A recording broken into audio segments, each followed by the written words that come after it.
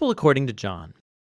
In the first video, we saw that John wrote this book to make the claim that Jesus is the Messiah, the Son of God, the human embodiment of God's word and glorious presence who has come to reveal who God truly is. Then we explored how John designed the first half of the book to demonstrate this claim. Jesus performed miraculous signs and made huge claims about himself, that he is the reality to which Israel's entire history points. And this all generates controversy, however, and the Jewish leaders confront Jesus for all these claims, and it culminated with Jesus laying down his life for his friend Lazarus. By going near Jerusalem to raise him from the dead, Jesus sealed his fate.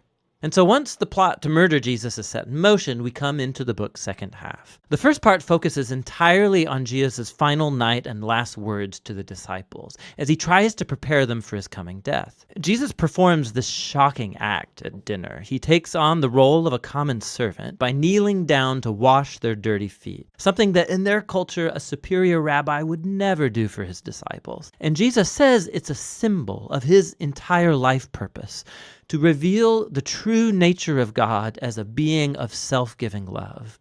And it's also a symbol of what Jesus is about to do in becoming a servant and giving up his life to die for the sins of the world. And so this act leads to his great command to his disciples that they are to follow him by loving one another as he has loved them. Acts of loving generosity are to be the hallmark of Jesus' followers. This is what will show the world who Jesus is, and therefore who God is. Now from here, Jesus goes into a long, flowing speech that's concluded with a prayer, and you'll find the whole thing is unified by a few repeated themes. Jesus keeps saying that he's going away, which makes the disciples sad, but Jesus says it's for the best because it means that he will send the Spirit, also known as the Advocate. As a human, Jesus can only be in one place at a time, but the Spirit can be Jesus' divine personal presence in any place at any time. And the Spirit will do a number of things, Jesus says. So remember, for John, the unique deity of the one God consists of that loving, unified relationship between the Father and the Son. Jesus says the Spirit is that loving personal presence that will come to live in his people and draw them into the love between the Father and the Son. And so, Jesus says, his disciples are the ones who abide or remain in that divine love, the way that branches are connected to a vine. He's describing here how the personal love of God can permeate a person's life, healing, transforming, and making them new. And there's more. The Spirit will also empower Jesus' followers to carry on his mission in the world, to first of all fulfill the great command to love others through radical acts of service. But also, Jesus says, the mission is to bear witness to the truth, to expose and name the selfish, sinful ways that we as humans treat each other, and to declare that in Jesus, God has saved the world through him because he loves it. He's opened up a new way to become human again. And so finally, Jesus predicts that there will be opposition. Just as the Jewish leaders rejected him, so his followers will be persecuted.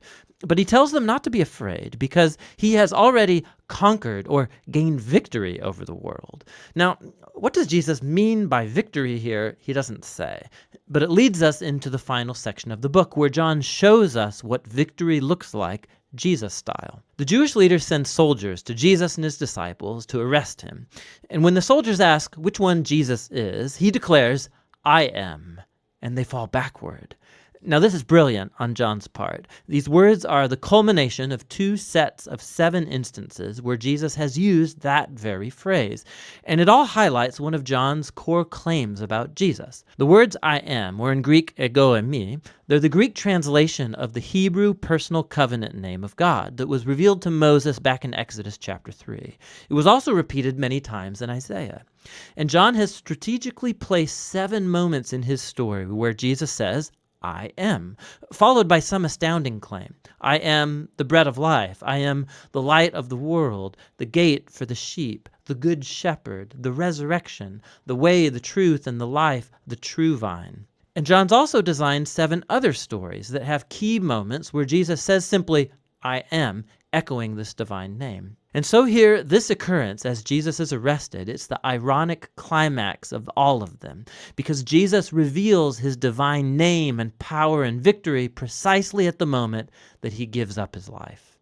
After this, Jesus is put on trial for his exalted claims to be the Son of God and the King of Israel, first before the high priest and then before the Roman governor Pilate, who has to take seriously anyone who's charged with claiming to be the King of Israel. And Jesus tells Pilate that my kingdom is not from this world, meaning that he is a king and that his kingdom is for this world, but it's radically different value system, its redefinition of power and greatness. None of this is derived from this world. Rather, they are defined by God's character that Jesus has revealed through his upside-down kingdom, which is epitomized by the cross. It's the place where the world's true king conquers sin and evil by letting it conquer him. And Jesus gains victory over the world through an act of self-giving love.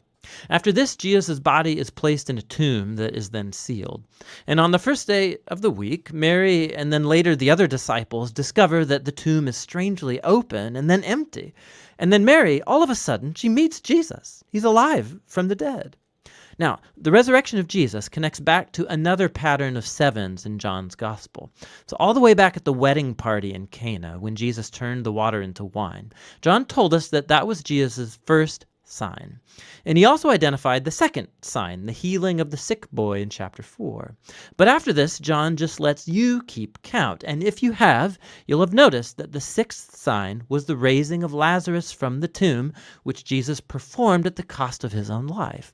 And so that, and all of the signs, they point forward to this seventh and greatest sign at the culmination of the story, Jesus' own resurrection from the dead. It vindicates Jesus' claim to be the Son of God, the author of all life, whose love has conquered death itself. After the empty tomb, Jesus then meets up with all the disciples, and he commissions them by sending the Spirit as he promised, so that his mission from the Father can now be carried on through them.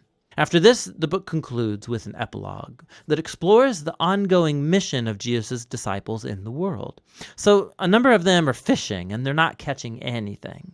And so Jesus appears to them on the shore. They don't recognize him, though. And he tells them to cast their net on the other side of the boat. And when they obey him, they catch a huge amount of fish, and it's only then that they recognize him as Jesus. Now, John's offering here a picture of discipleship to Jesus. His followers will be most effective in the world when their focus is not on their work as such, but on simply listening for Jesus' voice and obeying him when he speaks. That's when they will truly see him at work in their lives. After this, Jesus talks with Peter and then commissions him as a unique leader in the Jesus movement, indicating that he too will give up his life one day. But in contrast to Peter, the last moments of the story focus on the author of this gospel, the disciple whom Jesus loved. And unlike Peter, his job was not to lead the Jesus movement, but rather to spend his long life bearing witness to Jesus so that others might believe in him. And that's actually what he's done right here by authoring this amazing story about Jesus, the Messiah, the Son of God. And that's what the Gospel of John is all about.